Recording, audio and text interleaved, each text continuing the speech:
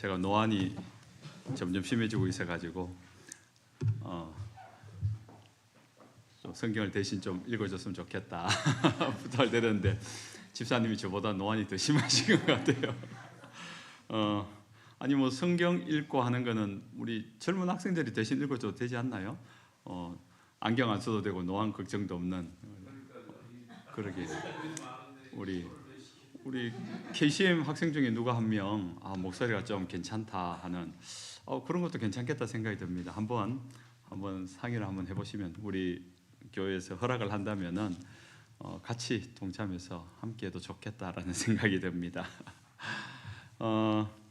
예수님이 오늘 사마리아의 한 여인을 찾아가는 이야기입니다. 처음 보는 여인이죠. 이방인이고 성경을 읽다 보니까 유대인으로서는 상종하지 않는, 일부러 만나지 않고 우연히 마주쳐도 피해갈 정도의 그런 불편한 관계의 사람이라고 이야기합니다.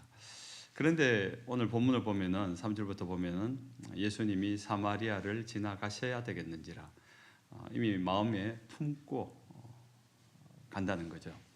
그리고 그 여인을 만나서 그 만남에서 대화를 시작합니다. 그 대화를 통해서 오늘 마지막 24절을 보니까 결국 그 여인이 하나님을 예배하는 자가 되도록 그 짧은 시간에 어떻게 보면 우리말로 말하면은 한 사람을 전혀 모르는 사람을 만나서 관계를 가지고 전도했다는 거예요. 이 예수님의 대화의 기술이 장난 아니다. 그래서 오늘 예수님이 전혀 모르는 사람을 대할 때 어떻게 대하는가, 좀 사람을 대하는 자세, 또 그 사람과 대화할 때의 그 대화의 기술을 좀 우리가 좀 배울 수 있고 깨달을 수 있으면 좋겠다는 생각이 듭니다. 사마리아는요, 예루살렘에서 정북 방향으로 위쪽으로 약 67km 지점에 있습니다. 군대에서 제가 행군할 때 12시간 행군하니까 딱 40km 행군을 하더라고요. 거의 뭐 군인들이 그냥 훈련으로 막 그냥 빠른 속보로 걸었을 때 12시간 걸으면은 한 40km 정도 가는 거리인데 67km면은 아마 이틀에서 3일 정도, 보통의 보행으로 하면 2, 3일이 걸리는 거리라는 겁니다. 근데 예수님이 그 길을 걸어가세요. 그것도 광야길이잖아요.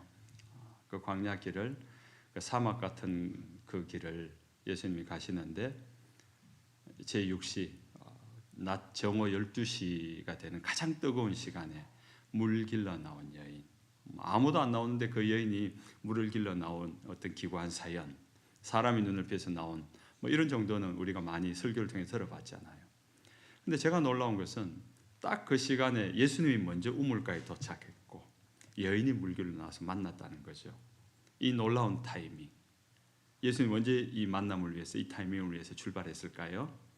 적어도 이틀 전에 이 여인 한 사람을 위하여서, 이 여인을 만나기 위하여서 그 만남의 걸음을 걸어오셨다는 것이 저는 그 장면에서 너무 은혜가 되는 거예요. 주님은 이렇게 계획을 가지고 나를 만나오는 것이 그냥 우연히 가다가 나를 스쳐서 만나는 것이 아니라 계획과 목적을 가지고 만나러 오시는 분이시구나. 그리고 만났을 때 예수님이 이 여인을 향하여 먼저 말을 겁니다. 내게 물 좀 달라. 내게 물 좀 달라. 뭐 실제로 목마르기도 하셨겠죠. 그러나 유대인으로서는 상종을 하지 않는, 또 많은 사람들이 이 사마리아 땅을, 사마리아 사람을 만나고 싶지 않아서 사마리아 마을에 있는 것을 우회를 해서 지나간다 그래요. 이 사마리아가 왜 그렇게 사람들에게, 유대인에게 터부시를 당하는가 하면은 그거는 아픈 구약의, 아픈 과거의 역사예요. 사마리아는 솔로몬 이후에 분열된 남북 이스라엘 중에 북이스라엘의 수도 아닙니까? 그런데 이 북이스라엘이 아수르 제국에 의해서 정복을 당하고, 아수르 제국은 세상을 더 정복하기 위해서, 또 정복한 식민지 국가들이 반란을 일으키게 하기 위하여서 이민 정책을 씁니다. 그래서 정복한 나라의 그 주민들을 포로로 다른 나라에, 다른 식민지 나라에 이주를 시키고, 이쪽에서 식민지 시킨 나라 사람들을 이쪽 사마리아로 데리고 와서 거주해 살게 하면서 자연스럽게 결혼해 살 수 있도록 이방 민족들끼리 혼혈을 시켜버립니다. 특별히 유대인은 피를, 혈통을 중요시 여기잖아요. 유대인의 선민사상, 특별히 자기들만이 구원받고 선택되었다는 그 엄청난 자부심을 가지고 있는데 그걸 무너뜨리는 겁니다. 그런데 어쨌든 국가가 잘못해서 나라가 망했는데 고통은 백성들이 당하잖아요. 그 혼혈로 되어지다 보니까 혈통을 잃어버렸고, 혈통만 잃어버렸습니까? 이방인들이 가지고 있는 그 신앙들이, 그 우상들이 그대로 사마리아 지역에 퍼져가니까 이 사마리아는 우상의 나라가, 우상의 도시가 되어버린 거죠. 이런저런 이유로 말미암아 예루살렘에서 신앙을 지키고 성전을 지켰던 정통 유대인들에게는 이 사마리아 사람들이 죄인인 겁니다. 부정한 겁니다. 이미 피가 섞였고 이방의 신상들을 그냥 섬기고 있는 그런 모습들 때문에 상종하지 못할 사람들이다. 유대인이지만 유대인으로 인정을 하지 않는. 그러니까 사마리아 사람들에 대해서 회피하는데, 회피하는 정도가 아니라 그냥 안 보면 그만이지가 아니라 인정해 주지 않습니다. 싫어하고 미워하고 인정해 주지 않고 차라리 만나기도 싫어하는, 내가 다른 이방인을 만날지언정 저 유대인으로서 유대인의 자존심도 없는 것들 내가 어떻게 만나, 좀 이런 마음들이 있었던, 그것이 역사를 통해서 계속 오다 보니까 사마리아인들도 알고 있는 겁니다. 유대인들에게 왜 자기들이 미움을 받는지, 왜 자기를 만나지 않는지. 그런데 유대인이신 예수님이 물을 달라고 먼저 말을 거니까 깜짝 놀랄 일인 거죠. 그것도 여인에게, 사람의 시선을 피해서 나온 여인에게 먼저 말을 걸어서 물을 좀 달라. 예수님은 하나님이시잖아요. 세상을 창조하신 이 세상의 주인이신 바로 그 하나님이시잖아요. 모든 것을 가지신 그분께서 뭐가 아쉬워서 이 여인에게 물을 좀 달라라고 했을까? 사람에게는요, 두 가지 본성이 있습니다. 타락함으로 말미암아 아담 이후에 타락했기 때문에 가지게 되어지는, 이거는 가르쳐 주지 않아도 가지고 있는 본성이에요. 이기심, 자기중심의 이기심. 이거는 특별히 교육하지 않아도 학교에서 가르치지 않아도 이거는 내가 중요해요. 내가 가져야 돼요. 그래서 자기중심의 이기심을 가지고 있습니다. 그런데 타락한 이 본성보다 더 오래된 본성이 또 하나 있습니다. 원초적 본성. 그 원초적 본성은 타락 이전에 하나님의 형상과 모양을 따라 하나님의 성품, 그 속성을 따라 지음받은 생육하고 번성하고 정복하고 다스리라는 그 말씀을 받을 때 모든 피조물들에 대하여서, 이 다스리라는 말이, 우리는 지배를 당해본 민족이잖아요. 한국은 늘 북쪽 오랑캐들에게, 일본에게, 공산치하에 이런 지배를 당하다 보니까 다스림을 받는다 이러면 좀 경기를 하는, 좀 부정적인 게 있는데 그 의미를 가만히 보면요, 힘을 가진 자가 약한 자를 잘 돌보고 보호하는 게 다스리는 거예요.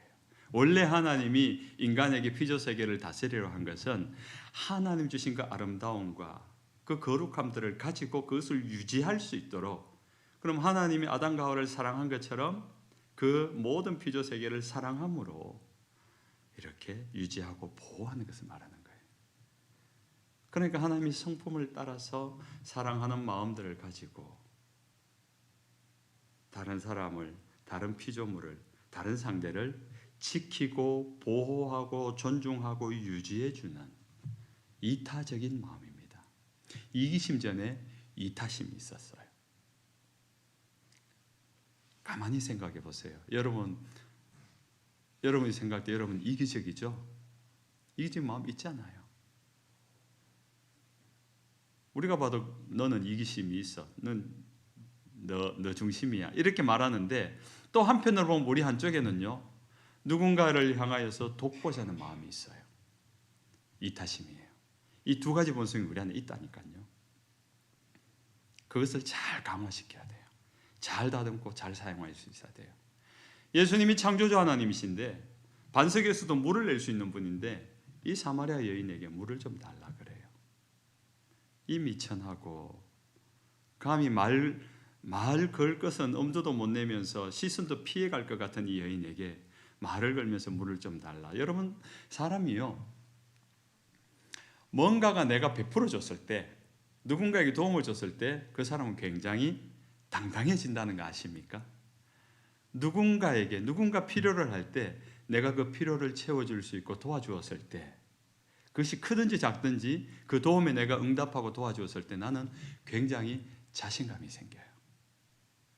지금 예수님은 이 사마리아 여인에게 무엇을 구할 필요도 없는데 일부러 물 좀 달라. 이 여인이 해줄 수 있는 것을 요구하는 겁니다. 그러면서 그 여인의 마음을 열어주는 겁니다. 그리고 예수님을 향하여서 이야기할 수 있도록 그 대화의 시도가 그 사람을 존중해주고, 사실 나에겐 필요 없는 것이지만은 그 사람이 나에게 용기를 가지고 자신감을 가지고 말할 수 있는 이 놀라운 기술 아닙니까? 그를 향하여서 자신감을 가지고 당당해질 수 있도록 그렇게 예수님은 여인을 존중하면서 점점 그 대화를 이어갑니다. 물 좀 달라는 작은 부탁에서 시작된 예수님의 대화는 이제 다른 주제로 이어집니다. 이르시되 내 남편을 불러오라. 미국에 와서 보니까 한국에서는 이렇게 교회 새로 오시는 분이 있거나 이러면은 가족에 대해서 잘 물어요. 호구조사 하듯이 그게 자연스러운 일인데 미국은 가족에 대해서 이렇게 물으면 안 된다 그러더라고요. 에티켓이라면서 이 가족이 남편이 어떠냐, 부인이 어떠냐, 자녀가 어떠냐, 이런 이야기. 자녀가 없는데 자녀에 대해서 물으면 신뢰가 될 수 있다. 하면서 그거는 본인이 말하기 전에는 묻지 마라. 이런 이야기를 미국에서 좀 새롭게 보는 문화입니다. 남편 이야기에 여인은 대답합니다. 저는 남편이 없나이다. 진짜 없을까요? 우린 본문을 알잖아요. 지금 이 여인에게는 6번째 남자가 있어요. 5 남편이 있었고 지금 6번째 남자랑 살고 있는데 남편인지 그냥 남자인지는 모르겠어요. 거짓말이죠. 근데 그걸 예수님이 몰랐을까요? 알고 계셔요. 내가 다 알고 있는데 뻔한 거짓말을 하네? 나를 속이려고 하네. 우리 이런 경우가 일상 가운데서 많이 일어납니다. 내가 알고 있는데, 특히 저는 또 목사이다 보니까 정보들이 많잖아요. 이렇게 누굴 통해 듣든지 또 관심이 있어서 알아보든지 하면은 어느 정도 알고 있는데 당사자를 만났을 때 그런 이야기를 해요. 거짓말을 하는 거죠. 거짓말 같은 변명을 하는 거죠. 그러면은 내가 다 알고 있는데 가 아니라 예수님의 대답이 반전입니다. 내가 남편이 없다 하는 말이 옳도다.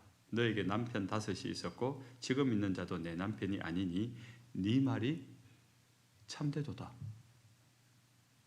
지금 예수님 다 알고 있어서 그 거짓의 이야기가 다 드러났는데 예수님의 결론은 네 말이 맞다. 내가 참되도다. 그 여인의 말을 인정해 주는 겁니다. 거기에는 더 많은 배경이 있어요. 이 여인이 그렇게 말할 수밖에 없었던 이유, 그 마음, 그 감정, 그 사연 다 알고 있으니까 너가 왜 그렇게 말했는지, 우리가 액면으로 들으면은, 그 문맥으로만 들으면은 이거는 말이 안 되는 모순인데 이 여인에게는 그렇게 말할 수밖에 없었던 그 사연을 다 알고 계신 주님은 네 말이 맞다라고 해주는 거예요.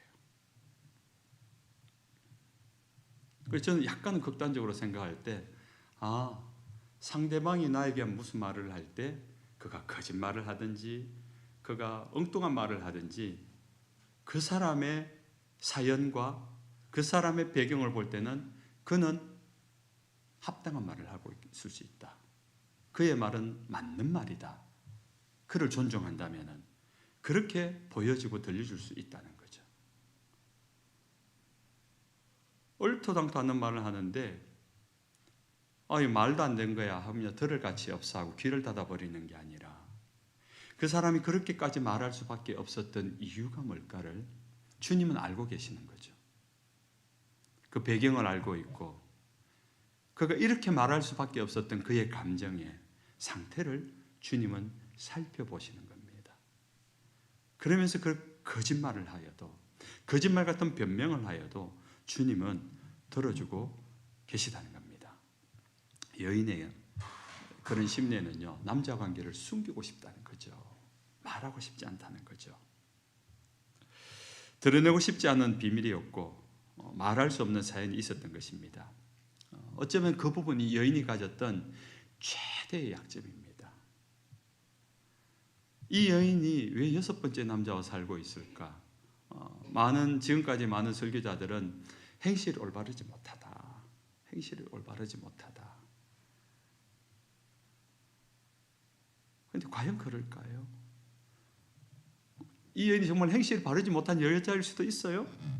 그러나 반대로 바꿔 입장을 생각한다면 이 유대 사회에서는요, 결혼한 여자가 함부로 이혼을 못해요.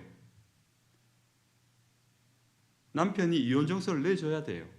이혼의 권한이 남편에게 있다고요. 그게 종속적인 개념입니다. 어쩌면 가난해서 자기의 가정을 살리기 위해서 팔려가다시피 한 그 결혼, 또 거기서 또 팔아서 이렇게 먹고 살기 위해서 어쩌면 이용당했을 수도 있지 않을까요? 그런 가운데 남편이 5잇은 지금 또 6번째 남자에게 붙들려 있는, 조금만 우리가 입장을 약간 좀 스토리를 만들어 보자면은 정반대의 이야기, 피해자라는 거죠. 마음이 아픈 사연이 있을 수 있다는 거죠.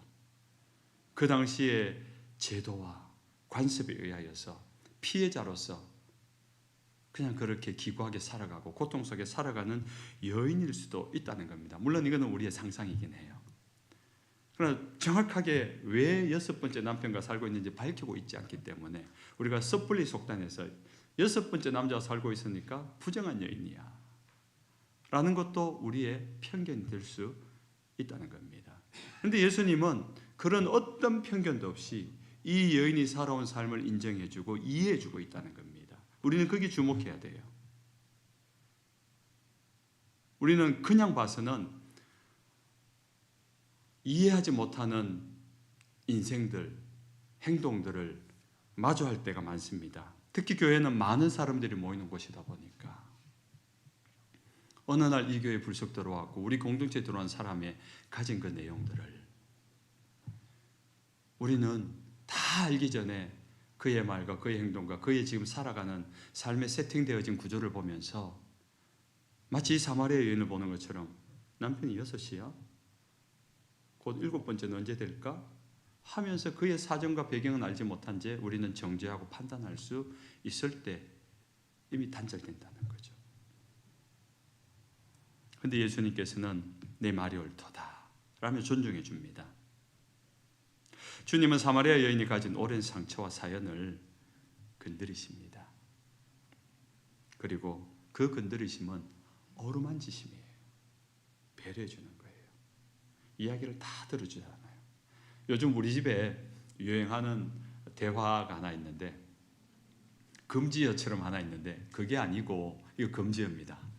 무슨 말을 하면 우리 집 네 가족 중에 제가 제일 억울함이 많은 사람이에요. 내가 무슨 말을 하고 무슨 행동을 하는데 보면은 내 의도와 관계없이 우리 딸들이 아내가 이렇게 생각하는 거예요. 그럼 내가 말 듣다가 그게 아니고 그러면은 아빠 들어봐, 여보 들어봐요.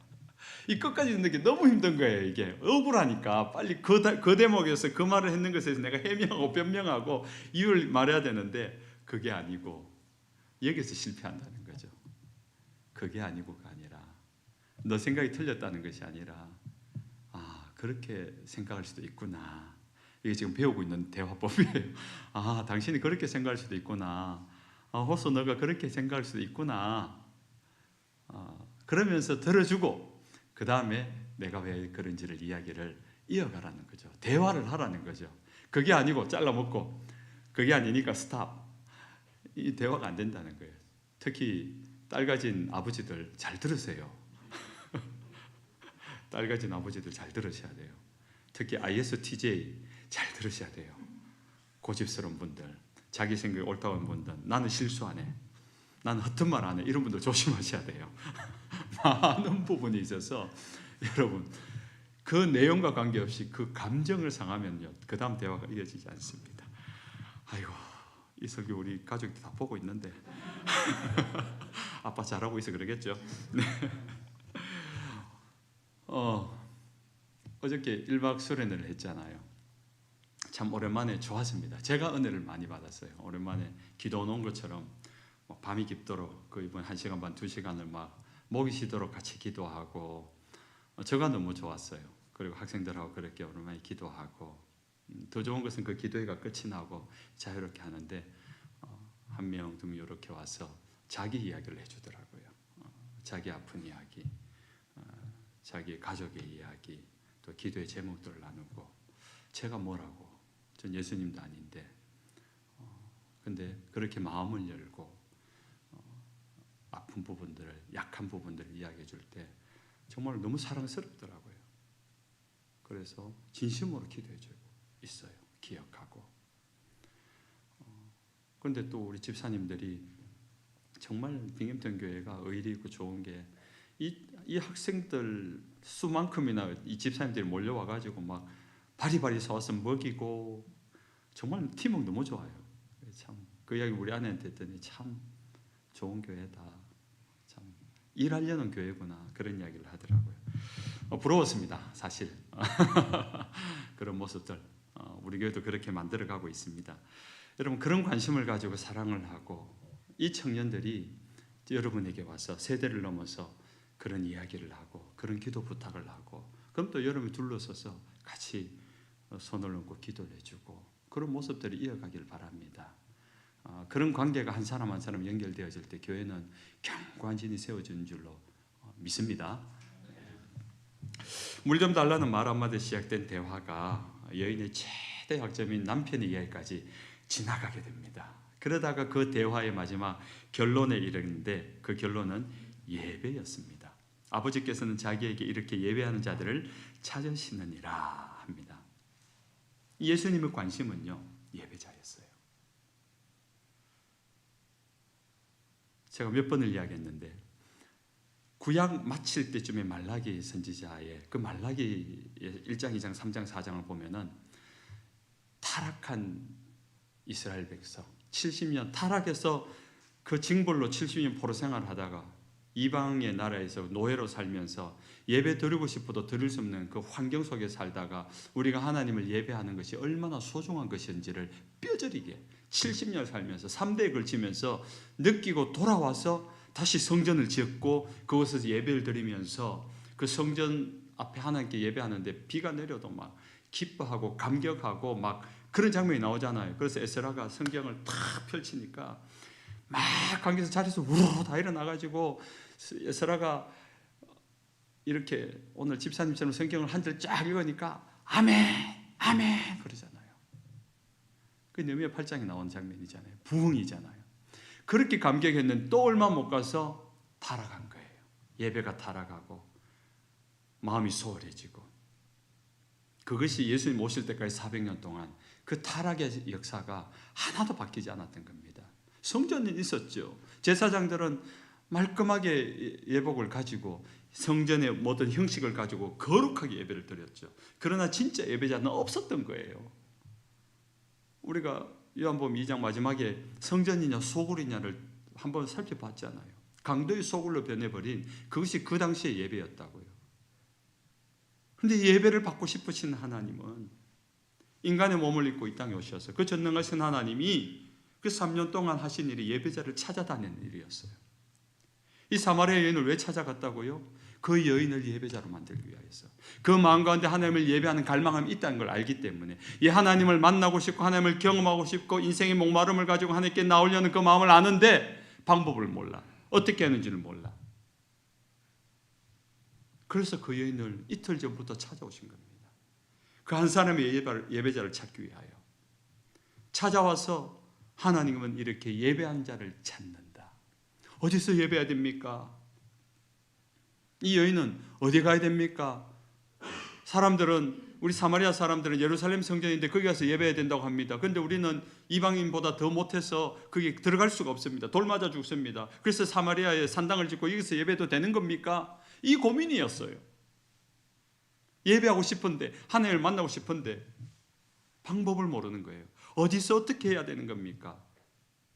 어디서라고 물을 때 예수님은 어떻게라고 이야기합니다. 장소가 중요한 것이 아니다.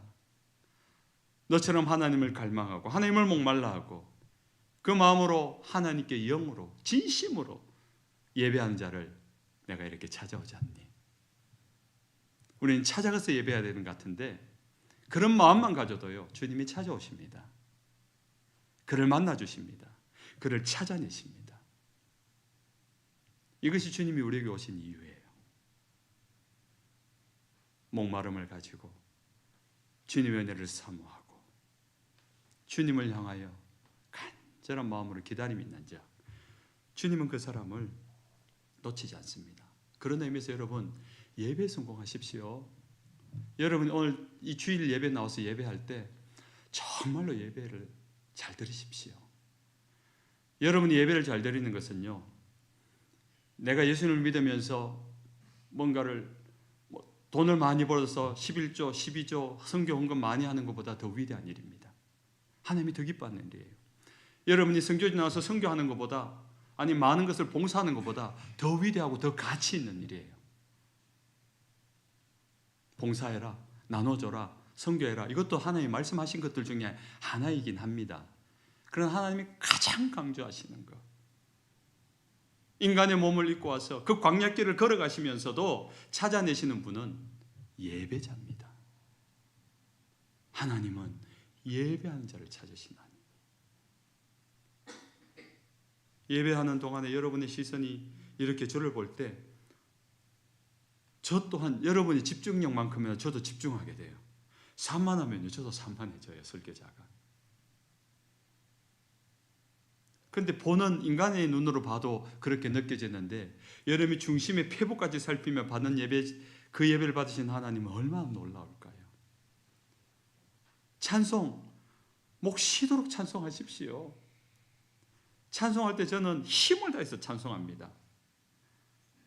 두 가지 이유인데, 하나님께 내가 최고의 찬송을 드리고 싶은 마음, 또 하나 찬송을 하다 보면요 자꾸 딴 생각이 들 때가 있어요. 1절 가사를 이렇게 끝나기도 전에 찬송하다가 내가 멍 때리거나 다른 생각이 하면서 이번 그거 부를 때가 있더라고요. 내가 지금 뭐 하는 거지? 이것은 하나님께 드린 찬송인데, 그래서 딴 생각 안 들게 하려고 더 막 바락바락 찬송하는 거예요. 근데 정말로 부끄러운 고백인데 1절을 끝까지 잘 부르기가 힘들더라고요. 그럼 2절, 3절, 4절까지는 진짜 힘든 거예요. 오늘 예배 마치고 설교 마치고 찬송할 때 한번 실험해 보세요. 여러분 자가진단. 그리고 재밌는 실험 한번 해봅시다. 1절 딱 부르고 내가 딴 생각하는 1절을 끝까지 불렀습니다 하면 손을 드세요. 그리고 또 2절까지 했다, 요렇게 드세요. 3절까지 내가 놓치지 않고 했다, 요렇게 드세요. 4절까지 정말 내가 딴 생각 없이 완성했다, 양손을 드세요. 한번 보겠습니다. 이제 말씀을 마치겠습니다. 사랑하는 하나님의 백성 여러분, 하나님이 부르신다 생각하고 사랑하는 하나님의 백성 여러분, 네. 예수님은 사마리아 여인이 숨기고 싶은 부분을 부끄럽지 않게 하셨습니다. 존중하셨어요. 배려하셨어요. 그리고 그 문제를 곤란해할까 봐 피해가지도 않았어요. 오히려 자연스럽게 대화를 하면서 그 문제를 스스로 말할 수 있고 넘어설 수 있도록 도와주셨습니다. 예수님은 여러분이 어떤 사연을 가졌든지 또 그것이 어떤 실수를 할지라도 그것을 탓하러 오신 분이 아닙니다. 탓하지 않으세요.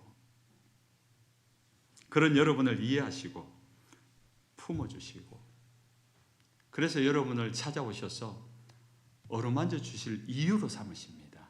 우리의 약함을 아시기 때문에. 그래서 여러분은 혼자가 아닙니다. 그런 여러분을 하나님이 알고 계세요. 보고 계세요. 그렇게 아파하고 그렇게 부끄러워하고 그렇게 민망해하는 모습, 그때도 주님이 보고 계시고 알고 계십니다. 그리고 그분이 먼저 찾아오십니다. 이 사마리아 여인이 우물을 나오는 데는 1시간이 걸렸을까요? 그러나 이 여인을 만나기 위하여 주님은 벌써 이틀 전부터 걸어오고 계시다는 겁니다. 물 한 그릇 달라며 여러분에게 말을 걸어올 때 그 주님을 외면하지 마시기 바랍니다. 그렇다면 이제 우리 빙햄턴 교회에 처음 보는 사람, 오랜만에 온 사람, 어떤 사람들이 들어올 때 우리는 그들을 어떻게 대해야 될지를 알게 될 거예요. 작은 물 한 잔을 건넬 수 있는 마음이에요. 관심.